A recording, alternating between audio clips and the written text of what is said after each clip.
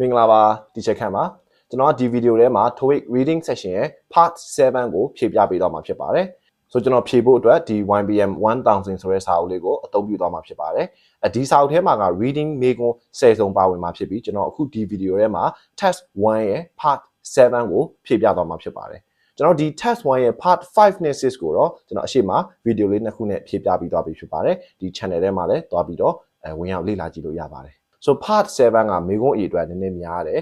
ဗီဒီယိုကအရန်ရှည်သွားမှာဆိုလို့ကျွန်တော်ဒီ part 7ကိုနှစ်ပိုင်းခွဲလိုက်မယ်ပေါ့နော် single passage ရဲ့ multiple passage ဆိုပြီးတော့နှစ်ပိုင်းခွဲလိုက်မယ် so ဒီဗီဒီယိုထဲမှာတော့ကျွန်တော်တို့ single passage လေးတွေပထမအပိုင်းကိုဖြည့်ကြည့်ကြရအောင် okay let's get started so ဒါကျွန်တော်တို့ part 7လေးကိုတွေ့နေရဖြစ်ပါတယ်ဒီ part 7မှာမေးတဲ့ပုံစံကကြတော့သူကစာပိုက်တွေပေးထားမယ်အဲ့ဒီစာပိုက်ဒီဥမာ magazine တွေ newspaper articles email ပြီးတော့ဒီ message တွေဖြစ်နိုင်တယ်ပေါ့နော်ဆိုတော့ကျွန်တော်ကအဲ့ဒါတွေကိုဖတ်ပြီးတော့မေးခွန်းလေးတွေဖြည့်ပေးရတာဖြစ်ပါတယ်ဆိုတော့ကျွန်တော်တို့ရင်းနှီးပြီးသား reading comprehension ပုံစံပေါ့နော်စာပိုက်ကိုဖတ်တယ်ပြီးရင်ဒီမေးခွန်းတွေကိုဖြည့်တယ်ပေါ့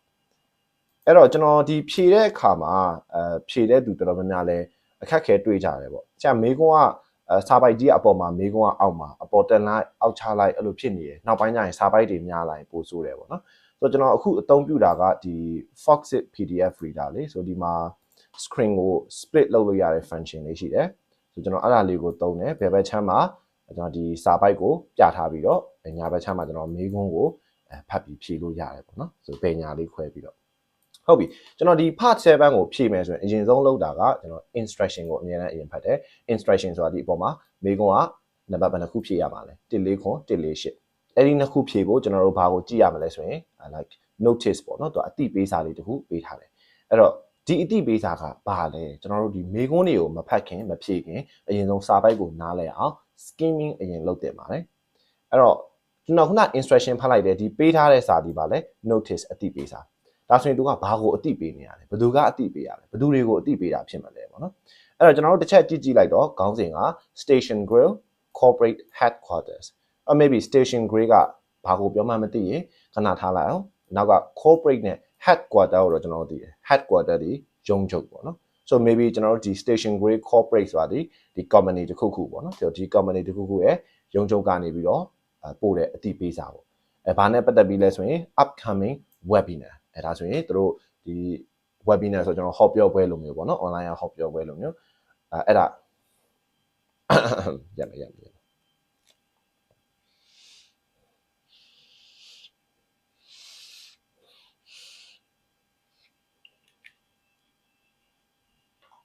so webinar ဆိုကျွန်တော်တို့ဒီ online ကဟောပြောပွဲပေါ့နော် seminar ကို online လုပ်တဲ့ပုံစံပဲအဲ့တော့သူကဘာတွေပေးထားလဲဆိုရင် topic ခေါင်းစဉ်ပေးထားတယ် speaker စကားပြောတဲ့မဲ့သူပေးထားတယ်ပြီးတော့သူဒီစကားပြောမဲ့သူကဘာတူလဲအဲ့အချက်လက်တွေပါတယ်ပြီးရင်ကျွန်တော်တို့ yes ဆွဲတွေပါမယ်ပြီးရင် venue နေရာတွေပါမယ်နော်ဆိုတော့ကျွန်တော်ရ detail ဖတ်ဖို့လိုလားဆိုရင် it's okay မလိုသေးဘူးကျွန်တော်အခုမှ skimming လုပ်တာပဲရှိသေးတယ်ဒီစာပိုက်ကဘာစာပိုက်အမျိုးအစားလဲဒီထဲမှာဘလို့ info တွေပါတယ်လဲဆိုတာသိရင်ရပြီပြီးတော့အောက်မှာဆိုရင်ကျွန်တော်ဒီ webinar နဲ့ပတ်သက်ပြီးတော့ notes လေးတခုပေးထားတယ်ပေါ့နော်အဲ့ဒါပါပဲ okay ဒါဆိုရင်ကျွန်တော်ကဒါ skimming လုပ်လိုက်တာနားလည်သွားပြီဒီစာပိုက်ဒီအတိပေးစာဘယ်ကအတိပေးစာလဲဒီ headquarter ပေါ့နော်ဒီ company ကနေပြီးတော့ webinar ရှိပါတယ်ဆိုပြီးတော့အတိပေးတယ်စာလေးအထဲမှာဘာတွေပါလဲ webinar ပြောမယ် topic ပါတယ်ပြီးရင်ပြောမယ်လူတွေဘယ်အချိန်မှာပြောမယ်ဘယ်နေရာမှာပြောမယ်ဒီ info လေးတွေပါတယ် okay ဒါဆိုရင်မေးခွန်းသွားကြည့်အောင်ဆို140ခွန်ကမေးထားတယ်Who will most likely attend the webinar ဒီ webinar ကိုဘယ်သူတွေကတက်ရောက်နိုင်မှာတက်ရောက်မယ်ဆိုတာဖြစ်နိုင်တဲ့အရှိဆုံးလဲပေါ့နော်ဆိုတော့ဘယ်သူတွေတက်ရောက်မလဲပေါ့အဲ့တော့ကျွန်တော်ကဒါက most likely လို့ပါပြီဆိုရင်သူဒီ inference question ကျွန်တော်တို့ကိုကောက်နှုတ်ချက်ချခိုင်းတာဘယ်သူတက်ရောက်နိုင်တာဘယ်သူတက်ရောက်မယ်ဆိုတာအဖြစ်နိုင်ဆုံးလဲပေါ့နော်မင်းတို့စဉ်းစားဆိုတဲ့ပုံစံနဲ့အဲ့တော့ကျွန်တော်ကဒီစာပိုက်ကိုလုံးဝသေချာနားလည်မှရမယ် keyword တွေနဲ့တိတ်သွားရွှေ့လို့မရတော့အဲ့တော့အဖြေမှာပါပေးထားလဲဆိုရင် kitchen staff မိဖို့ချောင်ဝန်ထမ်းတွေရှိမယ် menu developers servers cashiers and potential franchise owners ဆိုတော့သူကလူ၄မျိုးပေးထားတယ်ပေါ့နော် kitchen staff ကကြတော့မိဖို့ချောင်ဝန်ထမ်းဖြစ်မယ် menu developers ဒါဒီ food menu ပေါ့နော်ဖန်တီးတဲ့သူတွေဥပမာဟင်းလျာအသစ်တွေဖန်တီးတဲ့သူတွေဒီလိုလူတွေကိုပြောချင်တာပြီးရင် servers and cashier server ဆိုတာကျွန်တော်တို့ waiter တွေ waitress တွေကိုပြောတယ် cashiers ကကြတော့စည်ရင်းကိုင်ငွေကိုင်ပေါ့နော်ပြီးရင် potential franchise owner ကြတော့ကျွန်တော် franchise ယူရဲဆိုတာ စားတောက်ဆိုင်တစ်ခုရဲ့နာမည်ကိုကဝယ်လိုက်တဲ့ပုံစံပေါ့နော်ပြီးရင်ဆိုင်ခွဲတွေပြန်ဖွင့်လာမယ်အခုဆိုရင်ကျွန်တော် McDonald တို့ Starbucks တို့KFC တို့ဒါတွေကအားလုံးက franchise တွေပဲနော်ဆိုတော့ဒီလိုပိုင်ရှင်အစ်စ်လေးတွေပေါ့နော်ဟာလားပိုင်ရှင်လုပ်ချင်တဲ့သူတွေ၄မျိုးကျွန်တော်တို့စာပိုက်ကိုတော့ဖတ်တော့သူက topic တွေပါလဲဆိုတော့ customer satisfaction ဆိုတော့ဒီ customer ဘယ်လိုပြောရမလဲဝင်ကျေနပ်မှုရှိစေခြင်းပေါ့နော်ဟာလား customer ရဲ့ကျေနပ်မှုဆိုတဲ့ခေါင်းစဉ်နဲ့ပြောမယ် speaker ကဘာတူလဲ founder of restaurant စားသောက်ဆိုင်ပိုင်ရှင်ကပြောမယ်ပြီးရင်ကျွန်တော်တို့အချိန်နေ့ရက်တွေက it's okay မလို့ဘူးပြီးတော့အောက်မှာဆက်ပြီးတော့ဖတ်ကြည့်တော့ this webinar is mandatory ဆိုတာမဖြစ်မနေတက်ရမယ် for station grill employees ဝန်ထမ်းတွေမဖြစ်မနေတက်ရမယ်တဲ့ဘယ်လိုဝန်ထမ်းတွေလဲ who interact directly with patrons so patrons တွေနဲ့တိုက်ရိုက် interact လုပ်ရတဲ့သူတွေဆက်သွယ်ရတဲ့ပြောဆိုဆက်ဆံရတဲ့သူတွေဒါဆိုရင် patrons ဆိုတာဘာလဲ customers ကိုပြောချင်တာအဲ့တော့ကျွန်တော်တို့ကဒီမှာ customer တွေနဲ့ direct ဆက်သွယ်ပြောဆိုရတဲ့သူတွေဆိုတော့ညာဘက်ချမ်းကအဖြစ် ABCD မှာ customer နဲ့ direct ပြောရတာ servers and cashiers ဆိုတော့ကျွန်တော်တို့140ခွင့်အဖြစ်ဒီ C ကိုရွေးပေးရမယ်ရမယ်ထင်ပါတယ်เนาะဆိုတော့အဲ့ဒီမှာကိုကဒီမေကွန်းရဲ့အဖြစ်ကိုမစင်စားမိဘူးဆိုရင်ဘာလို့မစင်စားမိရလဲတစ်အချက်ကမေကွန်းကဘာမေးထားလဲနားမလဲရလားဖြစ်နိုင်သေးရှိရเนาะဒါမှမဟုတ်အဖြေမှာပေးထားတဲ့ answer choice ၄ခုမှာ ABCD မှာကွာတစ်ခုခုရဲ့အဓိပ္ပာယ်စကားလုံးအဓိပ္ပာယ်တွေမသိတာလားပြီးရင်စာပိုက်ထဲမှာဘယ်နားမှာအဖြေရှိလဲရှာလို့မတွေ့ရလားဟုတ်ပြီကိုကတော့ဒီနားမှာemployees တွေတက်ရမယ်သိတယ်ဒီနားမှာအဖြေရှိရသိတယ်သို့တော့ patrons ရဲ့အဓိပ္ပာယ်မသိတော့ဘာကိုပြောတာလဲ patrons ကအဲ့လိုမျိုး vocab မသိလို့လားကျွန်တော်ကမေးခွန်းတစ်ခုကိုမဖြေနိုင်ဘူးဒါမှမဟုတ်ဖြေလိုက်တယ်မှားသွားတယ်ဆိုရင်မှားသွားရတဲ့အကြောင်းရင်းကိုမဖြေနိုင်ရတဲ့အကြောင်းရင်းကိုလိုက်ရှာဖို့လိုတယ်ပြီးရင်အဲ့ဒီ weakness ကိုပြန်ဖြည့်ဖို့လိုတယ်ပေါ့နော် okay အဲ့ဒါကျွန်တော်ဘက်က tip လေးပေါ့နော်ဒီ part 7ဖြည့်တဲ့အခါမှာအသုံးဝင်မယ်ထင်ပါတယ်ကဲအဲ့တော့ဆက်ဖြည့်ရအောင်so 148နော်148ကကြတော့မေးထားတယ်တဲ့ what are attendees asked to do so တက်ရောက်တဲ့သူတွေကဘာလုပ်ဖို့တောင်းဆိုခြင်းခံရလဲဆိုတက်ရောက်မဲ့သူတွေဘာလုပ်ရမလဲပေါ့နော်ဆိုဒီမှာသူကတက်ရောက်တဲ့သူတွေဘာလုပ်ရမလဲဆိုတစ်ဖက်လူခိုင်းတာစာဖတ်တဲ့သူတွေကိုလှုပ်ခိုင်းနေမှာဆိုဒီမှာတစ်ဖက်လူကိုခိုင်းတာစာဖတ်သူကိုလှုပ်ခိုင်းနေဟာဆိုရင် please နဲ့တော့ခိုင်းတာရှိတယ်နော် so please join by 9:55 to prevent delays နော်နောက်ကြတယ်မဖြစ်အောင်9:55နောက်ဆုံးထားပြီး join မိပါလို့ပြောထားတယ်ဘယ်ချိန်စမှာ10နာရီစမှာဘယ်ကို join ရမှာလဲတော့ဒီမှာwww.online ကနော် link လေးပေးထားတယ်ဆိုတော့ကျွန်တော်အဖြေကိုသာကြည့်တော့ ABCD မှာD ကဖြစ်နိုင်တယ် enter the web venue early နော်ဆိုတော့အချိန်ကွက်တိမဟုတ်ပဲねစောစောဝင်လာဖို့ခိုင်းထားတယ်အဲ့ဒါပဲကျွန်တော်တို့အဲ့လိုဖြေလိုက်ရင်ရနော်ကဲဒါဆိုရင်နောက်ထပ်တစ်ခုကိုသွားကြည့်အောင်နောက်ထပ်စာပိုက်တစ်ပါ okay အဲ့ဒီမှာအရှိကြီးပဲနော်အဲ့ဒါဆိုရင်ကျွန်တော်မေးခွန်းကိုလည်းသွားပြီးတော့ပြထားမယ်ဆိုတော့အရင်ဆုံးစာပိုက်ကိုနားလည်အောင်ဖတ်မယ် skim လုပ်မယ်ဆို149 145မေးခွန်းနှစ်ခုဖြေရမယ်ဘာပေးထားလဲ email ပေးထားတယ်ဒါဆိုရင်ကျွန်တော်တို့နည်းနည်းလေးဆက်စုရအောင်ဘယ်သူကပို့တဲ့ email လဲဘယ်သူကိုပို့တာလဲ so Niranchia အဲ့ဒီလူကနေပြီးတော့ Miss Biggs ကိုပို့တယ်နော်ဒီအပေါ်မှာလည်းတော့ကြည့်လို့ရတယ် Niranchia ကနေ Chaya I'm not sure Chaya ကနေ Rebecca Briggs ကိုပို့တယ်အဲ့မှာဒီနှစ်ယောက်ရဲ့ကျွန်တော်တို့ relation ကိုလည်းရှာဖို့လိုတယ်ဆိုတော့အောက်မှာပေးထားတယ်ပေါ့နော် Child Care Services နော်ဆိုတော့အဲ့ဒီဝန်ဆောင်မှုက Corporate Relocation Specialist ဆိုတော့ဒါသူ့ရဲ့ယာထူးအောက်ကဟာကြတော့သူလုပ်တဲ့ company နော်ဆိုဝန်ဆောင်မှုပေးတဲ့ company သူ့ရဲ့ယာထူးကဘာလဲဆိုရင် Corporate Relocation Specialist relocation ဆိုနေရာပြန်လည်ချထားရေးနေရာပြောင်းတဲ့ကျွမ်းကျင်တဲ့သူပေါ့နော်ဒါသူ့ရဲ့နာမည် so Miss Brick ကိုပို့တယ် subject ကဘာလဲဆိုတော့ information အချက်လက်တဲ့ပြီးတော့ date ကတော့ January 25 attachment list လေးတစ်ခုပါတယ်ဟုတ်ပြီဆိုတော့ကျွန်တော်တို့ဘာမှတေချာမသိသေးဘူးနည်းနည်းလေးဆက်ပြီးပထမတစ်ပတ်ကြောင်းဖတ်ကြည့်လိုက်ရင် as I promised in our phone conversation ဒီကြောင်းဖတ်လိုက်ရင်ကျွန်တော်ကဘာနားလဲရမလဲဆိုတော့သူတို့ဒီ email မပို့ခင်မှာဖုန်းမှာပြောခဲ့ပြီးပြီဖုန်းပြောခဲ့ပြီးပြီဖုန်းနဲ့ဆွေးနွေးခဲ့ပြီးပြီနော်အဲ့တော့ဖုန်းထဲမှာပြောခဲ့တယ်လို့ပဲတဲ့ attach you will find a list of available houses and apartments in Bangkok ဒါဆိုရင် Bangkok တွင်မှာရှိတဲ့ဒီ apartment တွေနောက်တစ်ခုက houses တွေကိုထည့်ပေးထားပါတယ် list နဲ့ထည့်ပေးထားပါတယ်အဲ့ဒါဆိုရင်ကျွန်တော်တို့ခံမှန်းလို့ရနေပြီဒီ email ပို့တဲ့သူဒီ maybe အိမ်ငါဝန်ဆောင်မှုလုပ်တဲ့လုပ်ငန်းလူပေါ့နော်ဘသူကMiss Brit ကကြတော့ maybe Bangkok မှာအိမ်တောင်းခြင်းတဲ့သူအိမ်ဝယ်ခြင်းတဲ့သူဖြစ်နိုင်တယ် right အဲ့တော့နာနေလေးနောက်တစ်ကြောင်းထပ်ဖတ်ကြည့်လိုက်တော့ all of the properties that fit the criteria you provided and are priced within your company's rental allowance for relocated executive ဒါဆိုရင်သူ company ကနေပြီးတော့ allowance တခုချပေးထားတယ် company ကနေပြီးတော့ဥမာနေရာပြောင်းခိုင်းတာပေါ့နော်တခြားမျိုးတခြား branch ကိုသွားခိုင်းတာမျိုးတခြား head office ကိုသွားခိုင်းတာမျိုးအဲ့လိုမျိုးအတွက်သူအိမ်ရှာတာကို Miss Niran ကနေပြီးတော့သူအိမ် list တွေပို့ထားပေးရပါတော့ဆိုတော့အဲ့ဒီ email ပဲ okay ဒါဆိုရင်နားလည်သွားပြီမိကုံကိုသွားဖတ်ကြည့်အောင် so တစ်လေးကို what is one purpose of the email ရဲ့ရည်ရွယ်ချက်ကပါလဲ purpose ကပါလဲ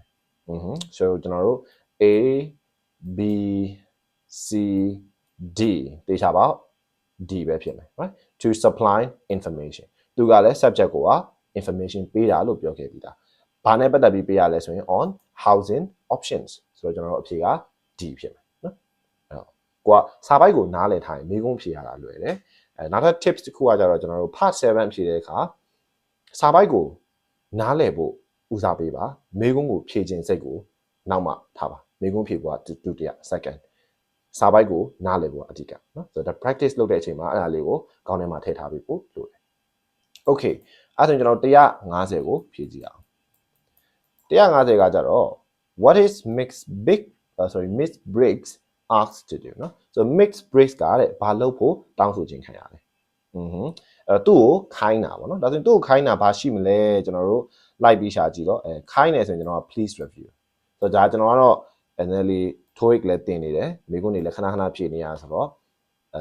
ဘယ်နားမှာအဖြေရှိနိုင်လဲအဖြေကဘယ်လိုလာနိုင်လဲဆိုတာသိနေပြီဆိုတော့တစ်ဖက်လူကိုဘာလုပ်ခိုင်းလဲဆိုရင်ခိုင်းတဲ့ phrase လေးတွေဥမာ please တို့ဟုတ်လားအဲ့ဒါမဟုတ် could you please တို့ဟုတ်လား can you do that တို့ I want you to do that အဲ့လို phrase လေးနဲ့လာတတ်တယ်ဆိုတော့ကျွန်တော်ကအဲ့ဒါလေးကိုပြေးရှာလိုက်အောင်အဲ့လိုရှာတာကြတော့အဖြေကဘယ်နားမှာပေးနိုင်လဲကိုရှာရမယ့် keyword ကိုလိုက်ရှာတာကြတော့ကျွန်တော်က scanning လုပ်တယ်လို့ခေါ်တယ်မိကုန်းကမေးတဲ့အကြောင်းအရာကိုစာပိုက်ထဲမှာလိုက်ပြီးတော့ဖတ်တာမဟုတ်အရင်ရှာပါ scan လုပ်ပါကျွန်တော်တွေ့လာပြီ please ဒီနားမှာအဖြေရှိနိုင်တယ်အဲ့တော့ဒီနားကိုကျွန်တော် detail reading အသေးစိတ်ဖတ်တော့ so please review the list ကိုကြည့်ပါတဲ့ and tell me which property you prefer နော်မင်းဘယ်ဟာကြိုက်လဲပြောပါနော်ပြန်ပြောပါနော် so that I can begin preparing the necessary paper ပေါ့နော်စာစာလန်သူစပြင်လို့ရအောင်အဲ့တော့တစ်ဖက်လူ Miss Briggs လောက်ရမှာဒီ list ကိုကြည့်ပြီးဘယ်ဟာကြိုက်လဲပြန်ပြောကဲအဲ့ဒါဆိုရင် answer choice A B C D ကိုတော့ကြည့်တော့ကျွန်တော်ဒီမှာ communicate a preference နော် preference ဆိုတာသူကြိုက်တဲ့အရာတစ်ခုကို communicate ပြောပါပေါ့နော်ဟာလာဒါပဲဆိုကျန်တဲ့အဖြေတွေကမဖြစ်နိုင်ဘူးနော် okay အဲ့ဒါဆိုရင်ကျွန်တော်နောက်ထပ်စာပိုက်တစ်ပိုက်ကိုသွားကြည့်အောင် okay ဟုတ်ပြီ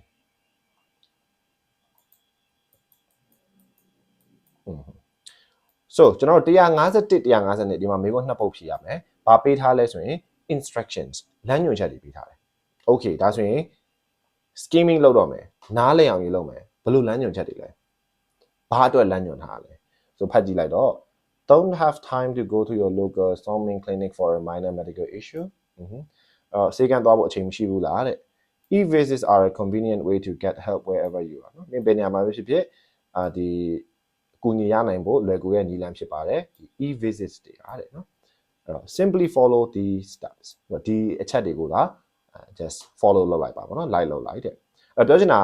ဒီပထမ sentence မှာပြောထားတာမင်းအပြင်မှာဆေးကန်းသွားဖို့အချိန်မရှိဘူးလားအဲ့ကလို့မင်းဘယ်နေရာတွေရောက်နေဒီ e-visit နဲ့အကူအညီလမ်းယူလို့ရတယ်ဆိုတော့ကျွန်တော်တို့ဟို online ကနေဆရာဝန်ပြတယ်လို့ပေါ့နော်အဲ့ဒါကိုသူကဘယ်လိုပြရမလဲဆိုတာကိုနည်းလမ်းလေးတွေ step လေးတွေပေးထားတာဖြစ်တယ်ဆိုအကြမ်းမြင်ကြည့်လိုက်ရင်အရင်ဆုံး website ကိုသွားပါတော့နော် mouse ကိုရွှေ့ဟာမေးခွန်းတွေဖြေ email စစ်ပြီးရင်response မရရင်ဘာလုပ်ဘာညာပေါ့နော်ဟာလားပြီးတော့ဒီ instruction တွေပေးထားတာပါလဲ Songming Health အဲဆိုရင် Songming ဒီဘာဖြစ်နိုင်လဲအပေါ်မှာလဲ Songming ကျွန်တော်ကြားသွားတယ်ဟာအဲ့သူဒီဆေးကန်းနာမည်ပေါ့နော်ဒါဆိုရင်ဒီဆေးကန်းကထုတ်ထားတဲ့ instruction website ကိုသွားကြည့်ရောဒီမှာ Songming Health ပဲအဲ့တော့ကျွန်တော် maybe ကျွန်တော်ပြောတာမြန်ကောင်းမြန်နေလိမ့်မယ်ဟာဘလို့တွေတွေ့လဲအရင်ကဖြည့်ထားဘူးကလားတို့ဒါတော့ဒီမျိုးကောင်ကပထမဆုံးဖတ်ဖူးတာဒါမဲ့အဓိကတနေရာလေးကိုအသေးစိတ်ကြည့်တာထက် overall ခြုံပြီးကြည့်ဖို့လိုတယ်ပေါ့နော်ဒါ part 7ဖြည့်ပထမအဆင့် skimming လုပ်တဲ့အဆင့်ပါအဲ့တော့ကျွန်တော် overall နားလည်သွားပြီနားလည်သွားရင်မိကုံကိုသွားပြီးတော့ဖတ်ကြမယ်151မိကုံက who are the instructions most likely intended for ဆိုတော့ဒီပေးထားတဲ့ instruction တွေကဘယ်သူတွေအတွက်ရည်ရွယ်တာအဖြစ်နိုင်ဆုံးလဲတဲ့ so တေချာတာကဒီ instruction ကိုရေးထားတာ clinic ကရေးထားတယ်နော်ဆေးကန်းကနေရေးထားတယ်သူပြောတာကအပြင်မှာဆေးကန်းလာပြဖို့အချိန်မရှိဘူးလားငါတို့ဒီ online ကနေပြလို့ရတယ်ဒါဆိုရင်ဒီကြော်ညာဒီဘယ်သူအတွက်လဲ online ကပြချင်တဲ့သူတွေအတွက်ပေါ့နော်ဒါကျွန်တော်ဆက်ဆက်ပြီးစဉ်းစားလိုက်တာ so အဖြေကိုသွားပြီးတော့ကြည့်လိုက်တော့healthcare patient clinical doctors medical record class technical support providers okay so တော့ patient ပဲဖြစ်မှာဘာလို့လူနာတွေကဆေးကန်းလာပြမှာဟုတ်သူကဆေးကန်းလာပြချင်တဲ့သူတွေအတွက်ညှညွှန်ထားတာနော်အဲ့တော့အဖြေက A ဖြစ်မယ် okay အဲ့ဆိုရင်152ကိုကြည့်ကြည့်အောင်152ကလည်းထုံးစံတိုင်းပဲခုနကအတိုင်းပဲ what is the reader asked to do เนาะစာဖတ်သူကဘာလုပ်ခိုင်းလဲဘာလုပ်ဖို့တောင်းဆိုခိုင်းခြင်းခံရလဲပေါ့เนาะသူက passive နဲ့ရေးထားတာအဲ့တော့လိုက်ရှာကြည့်လိုက်ရင်ခိုင်းတာကတော့ဒီမှာအများကြီးပဲ website ကိုတွားเนาะ mouse ကိုရွှေ့မေးခွန်းတွေဖြေ email ကိုစစ်ဟုတ်လားအဲ့တော့ပြီးရဒီမှာ please call our assistant phone set အဲ့တော့ဘာဖြစ်မလဲပေါ့เนาะကျွန်တော်တို့လိုက်ရှာကြည့်တော့ give clear recommendation ပေးပါတဲ့ဒီကိစ္စကိုပြောထားအောင်เนาะမတွေ့ဘူးပြီးတော့ email message ကို response ပြန်ပါတဲ့ဆိုတော့ email ဆိုတော့email ကကျွန်တော်ဒီမှာရှိတယ်ဒီနောက်အသေးစိတ်ဖတ်တော့ check စစ်ပါတဲ့ for a response from Soming doctor เนาะဆရာဝန်စီက response ကိုစစ်ပါတဲ့ it may include advice เนาะအကြံပြုတာပါမယ်ပြီးတော့ testing လုပ်ဖို့အတွက် refer လုပ်တာတွေပါမယ်ဒါမှမဟုတ် say prescribe လုပ်တာတွေပါမယ်ဆိုတော့ email ကိုတော့စစ်ပဲစစ်ခိုင်းတာ response တော့မလုပ်ခိုင်းသေးဘူးเนาะအဲ့တော့ဒါလေးခဏဖယ်ထားလိုက်အောင်ပြီးရင် C fill out a document online ကနေ form ဖြည့်เนาะ online ကနေ form ဖြည့်ဆိုတော့ကျွန်တော်ဒီမှာ number 3မှာเนาะမေးခွန်းတွေဖြည့်on the resulting form เนาะ form မှာဖြည့်မင်းရဲ့ဒီ symptom တွေလက္ခဏာတွေဆိုရင်မင်းရဲ့ဒီ worries တွေကိုချကြည့်ပေါ့เนาะရှင်းရှင်းလင်းလင်းရေးပါတဲ့ပြီးရင် submit the form တင်ပါအဲ့တော့ကျွန်တော်တို့အရင်ဆုံး online ကနေ form တင်ရမယ် number 3 step เนาะပြီးတော့မှemail ကိုစစ်ရမှာ email ကို reply ပြန်ရမှာမဟုတ်ဘူးဆို152ရဲ့အဖြေဒီ C ဖြစ်မယ်နော် okay နောက်တစ်ပုဒ်သွားရအောင်ဒီမှာကျတော့ကျွန်တော်တို့153ကနေ154မိကုန်းကနှစ်ပုဒ်ပဲဖြည့်ရအောင်မယ်ဖတ်ရမယ့်စာပိုက်ကကျတော့ကျွန်တော်တို့မှာ text message chain အပြန်လန်ပို့တဲ့ message chain ဖြစ်သွားပြီဒီမှာဒါ message လေးဒီမှာ phone call icon လေးဆို maybe ဒါကျွန်တော်တို့ဖုန်းပုံစံလေးပေါ့နော်အဲ့တော့ဒါလေးကိုကျွန်တော်တို့ဖတ်မယ်ပြီးရင်မိကုန်းနှစ်ပုဒ်ဖြည့်ရမယ်ညားလိုက်တာကျွန်တော်တို့ screen တစ်ခုလေးတော့မဆန့်ကျင်ဘူးနော်နည်းနည်းလေး zoom out လုပ်လိုက် okay ကြပြီနော်ဒီလောက်ဆိုရပြီအဲ့မိကုန်းတော့ကြည့်မယ်ညာဘက်ချမ်းမှာ153ဆိုတော့အရင်ဆုံးနားလည်အောင်ဖတ်မယ် scheme လုပ်မယ် scheme လုပ်မယ်ဆိုတော့ message ပို့တာဆိုရင်အရင်ဆုံးအပြန်လန်ပို့မှာဆိုတော့ဘယ်သူနဲ့ဘယ်သူပို့မှာလဲသူတို့ပို့ရတဲ့ကြီးပဲကြကပါနော်အဲ့တော့အရင်ဆုံး like ရှာကြည့်လိုက်တော့ယေစုနာမည်ရနော်အစမ်းဆို let's say Yi Miss Yi or Mr. Yi နော်နောက်တစ်ယောက်ကတော့ Stacy so ဒီ Yi နဲ့ Stacy နဲ့ကအပြန်လန်ပို့မယ်နေ့လေတနာကြီး16မိနစ်မှာပို့မယ်အဲ့မှာတော့စပို့တဲ့ message ကပါလို့ Stacy တဲ့ are you back from lunch yet မင်းနေ့လေသာစားပြီးတော့ပြန်ရောက်ပြီလား make sense ဖြစ်တယ်ဘာလို့လဲဆိုတော့ဒီမှာတနာကြီး16လောက်ကပို့တာဆိုတာ lunch break ပြီးကနေလေပြီးရဲ့အချိန်လေးပေါ့နော်အမေစားပြီးပြန်ရောက်ပြီလားတဲ့ဒီမှာသူက Stacy က yes I'm at my desk what's up စပွဲပြန်ရောက်နေပြီဆိုစပွဲပြန်ရောက်နေဆို maybe သူဒီရုံးမှာဖြစ်နိုင်တယ်နော်ရုံးပြန်တက်နေရဖြစ်နိုင်တယ်အဲ့တော့ဒီမှာသူကရီကပြန်ပြောတယ် I'm at the store picking up supplies for the office and I need a favor ဆိုတော့သူကရီကကျတော့ဈေးဆိုင်မှာရုံးအတွက်လိုအပ်တဲ့ supply တွေတော့သွားယူနေတယ်ပြီးတော့သူအကူအညီလိုတယ်တဲ့ပြီးတော့ပြောတယ် you know those yellow notepads that the lawyers like to use I mean the yellow notepads လေးတိလားတဲ့ I just realized I'm not sure how many of them we have left ငါတို့ဒီမှာဘယ်နှခုကျန်လဲငါမသိတော့လို့ okay ဒါပဲအဲ့ဒါဆိုရင်ကျွန်တော်တို့ conclusion ချလို့ရတာ Stacy နဲ့ Yi လေရုံးတစ်ခုထဲမှာအလုပ်တူတူလုပ်တဲ့သူတွေ နေ့လည်စာစားပြီးတဲ့အချိန်မှာ Stacy ကိုသူကရီကလှမ်းပို့တယ်ရီက store ဆိုင်မှာသူပစ္စည်းဝယ်နေရရုံအတွက် Stacy ကတော့ထမင်းစားပြီးတော့ဒီစပွဲမှာပြန်ထိုင်နေပြီအဲ့တော့ပြောရတဲ့စကားပြောရတဲ့အကြောင်းရင်းကသူဒီဘယ်လိုပြောရမလဲပစ္စည်းဝယ်နေတဲ့အခါမှာဒီပစ္စည်းလိုသေးလားငါထပ်ဝယ်ဖို့လိုသေးလား maybe အဲ့ဒါလှမ်းပြီးဖို့ဖြစ်နိုင်တယ်ပေါ့နော်ဟုတ်လားအဲ့ဒါပဲဒါဆိုကျွန်တော်တို့အကြမ်းမြင်နားလည်သွားပြီမေးခွန်းကိုဖတ်မယ် so မေးခွန်းက what problem does Miss Quack have Miss Quack မှာဘာပြဿနာရှိနေလဲတခုရှိရကျွန်တော်တို့ခုနကမေးခွန်းဖတ်လိုက်တာနာမည်က Yi နဲ့ Stacy ဒါပေမဲ့ဒါက first name နေမေးခွန်းမှာတစ်ခါလေး last name နေတယ်ပြီးတယ် last name မှာ Miss Quack ဆိုရင်သူက Yi ကိုပဲပြောတာ so Yi မှာဘာပြဿနာဖြစ်နေလဲပေါ့နော်အဲ့တော့အဓိကသူဘာဖြစ်နေလဲဆိုတော့ I'm not sure how many of them we have လာကျွန်တော်ဖတ်ပြီးသလောက်ဆိုရင်ဒီပစ္စည်းဘယ်နှခုရှိလဲသူမသိဘူးပေါ့နော်အဲ့တော့ A B C okay B ဖြစ်နိုင်တယ်ဖြေရတော့ B ပဲเนาะ she is answering သူမသိကြဘူး about an inventory level inventory ဆိုတာဒီ store ပြောချင်တာဆိုတော့ဒီပစ္စည်းstore ဘယ်လောက် level ရှိနေလဲဆိုတာသူမသိချဘူးပေါ့เนาะဆိုတော့ဒါသူ့ရဲ့ပြဿနာဖြစ်နေရဲ့ဒါကြောင့်မလို့သူက Stacy ကိုစာပို့ပြီးတော့လမ်းမေးတာ alright ပြီးနောက်တစ်ခုကျွန်တော်150နဲ့154ကကျတော့ at 1:22 pm เนาะတနာရီ12မိနစ်မှာတဲ့ what does Miss Ulrichဒီဘယ်သူလဲ Stacy เนาะ Stacy imply နဲ့ when she writes okay so imply အဓိပ္ပာယ်ဒီတွေ့ white ပေါ်ပြတာเนาะဆိုတော့ the supply room is full of boxes လို့တနာရီ12မိနစ်မှာ Miss Ulrich ကရေးလိုက်တာဒီသူမကဘာကိုတွေ့ white ပေါ်ပြနေရလဲတဲ့เนาะဘာကိုပေါ်ပြနေရလဲ so for example ကျွန်တော်တနာရီ12မိနစ်ကိုသွားမယ်ဒီမှာတနာရီ12မိနစ်the supply room is full of boxes တစ်တာလေးနဲ့ပြည့်နေတယ်ဆိုတော့ဒါကဘာကိုပြောချင်တာကျွန်တော်ဒီတစ်ကြောင်းနဲ့ဖတ်ပြီးတော့သူပြောချင်တဲ့အဓိပ္ပာယ်ကိုကျွန်တော်တို့ရှာလို့မရဘူးတော့အပေါ်ကိုနည်းနည်းလေးပြန်ပြီးတော့သွားဖတ်မယ်ဟုတ်လားညာလေးစုံးမယ်လုပ်လိုက်မယ်အဲ့တော့ဒီမှာကျွန်တော်တို့ရီကလှမ်းမိထားပါတော့သူပစ္စည်းဘယ်လောက်ကျန်တယ်မသိတော့ဘူးတဲ့အမ Stacy က okay I'll find out ငါတော့ကြည့်လိုက်မယ် where should I look ဘယ်မှာရှာရမလဲ Miss G ကပြောတယ် they are in a box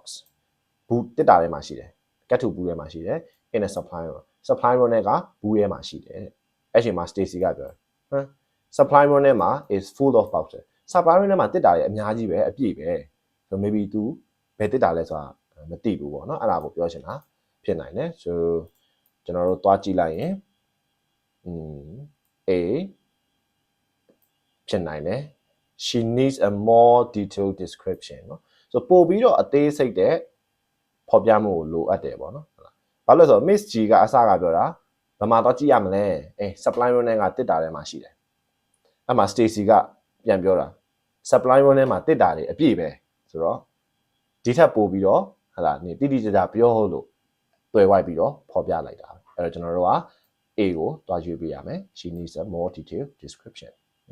ဆိုတော့ကျွန်တော်တို့ TOEIC မှာကEnglish အပိုင်းနဲ့လိုတယ် proficiency အပိုင်းနဲ့လိုတယ်နည်းနည်းလေးလဲဒီမေးခွန်းကကျွန်တော်တို့တွေးစီခြင်းတဲ့ပုံစံလေးကိုတွေးခေါ်တတ်အောင်လဲများများလေ့ကျင့်ဖို့လိုတယ် okay ဒါဆိုရင်နောက်ထပ်မေးခွန်းတစ်ခုပါရအောင် so ကျွန်တော်တို့155မေးခွန်းက3ပုတ်ဖြစ်သွားပြီနော်မေးခွန်းက3ပုတ်ဖြစ်သွားပြီဒီမှာပေးထားတဲ့စာပိုက်ကဘာလဲဆိုရင် job posting ဆိုအလုပ်ခေါ်တဲ့စာနော်အလုပ်ခေါ်တဲ့စာအဲကြောင့် fit ဖြစ်သွားပြီမေးခွန်းလေးသွားရွှေ့လာအောင်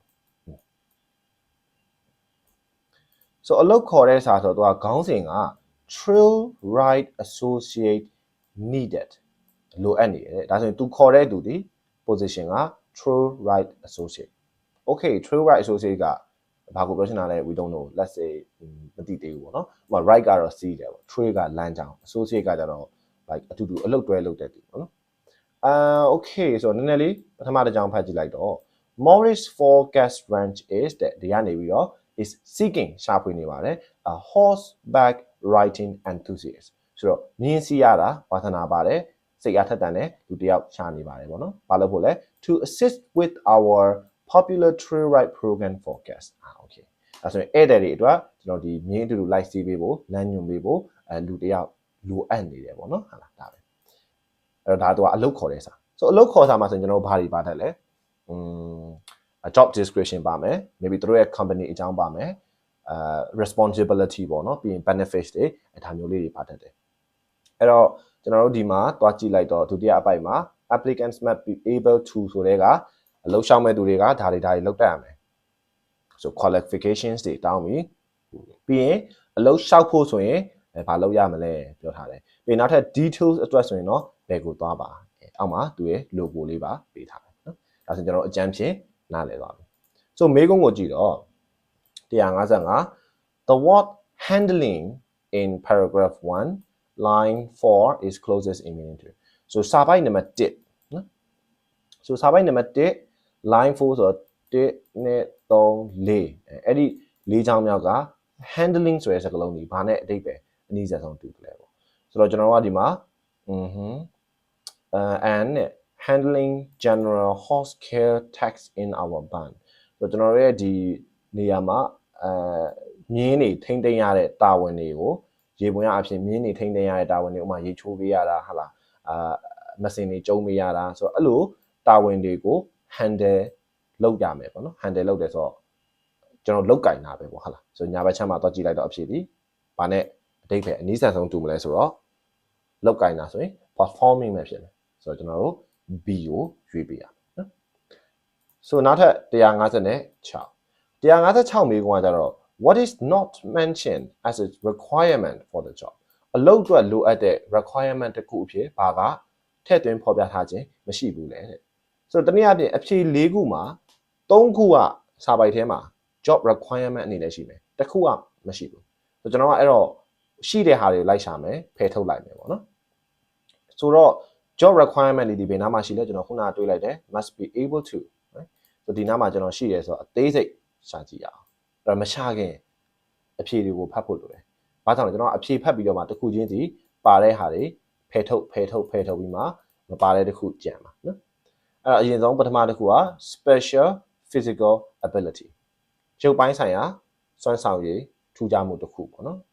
ပြီးရင် familiarity with a certain region ဒီနေရာတစ်ခုနဲ့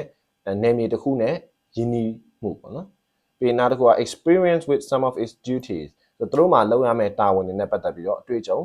ရှိရမယ်ဒါမှမဟုတ်ဒီ specific character traits ဒီလိုတိကျတဲ့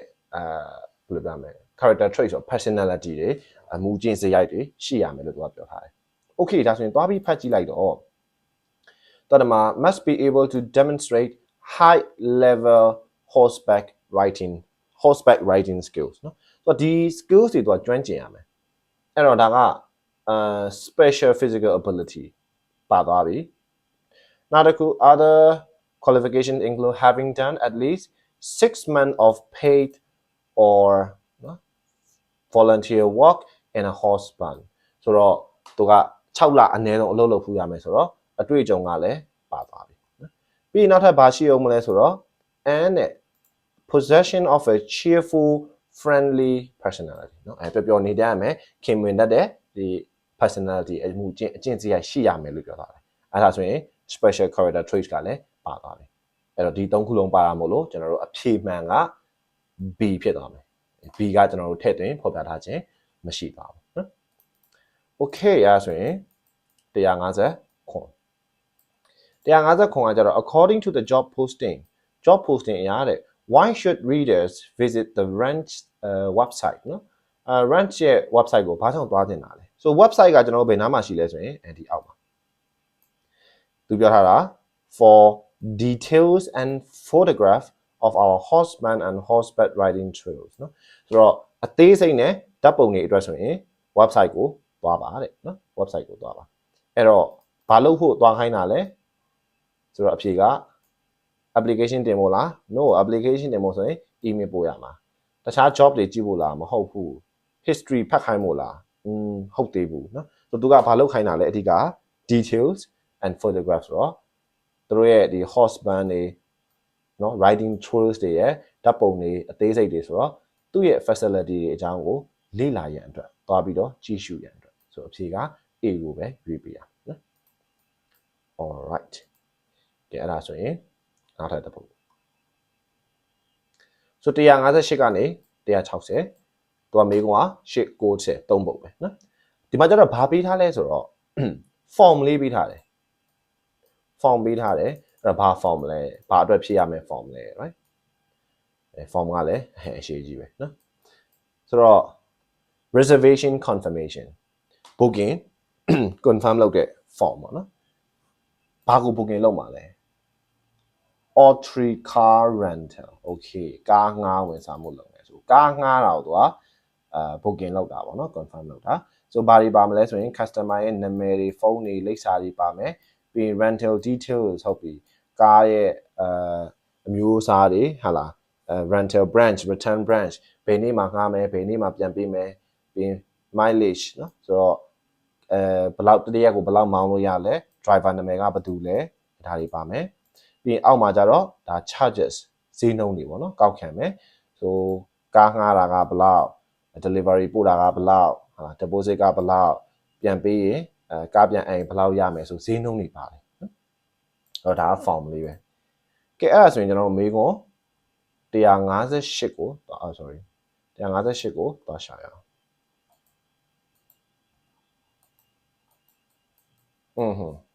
so 158က what is indicated about the rental terms ဆိုဒီငှားတဲ့အခါမှာဘယ်လို terms တွေကိုသူဖော်ပြထားလဲပေါ့နော်ဆိုကျွန်တော်တို့အဖြေက A တဲ့ the price per day varies ဆိုတော့ဈေးနှုန်းကတရက်ချင်းစီကွဲတယ်တရက်ချင်းစီကွဲဈေးနှုန်းဆိုကျွန်တော်ဈေးနှုန်းကိုသွားစစ်တော့ကွဲတယ်ဆိုတာတော့မပြောထားဘူးเนาะတော့ဘာလို့လဲဆိုတော့ဒီမှာ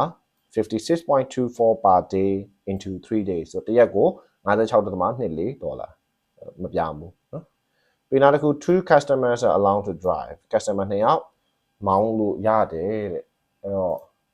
customer information ကိုသွားကြည့်တော့ဘာမှမပြောထားဘူးเนาะဘာမှမပြောထားဘူး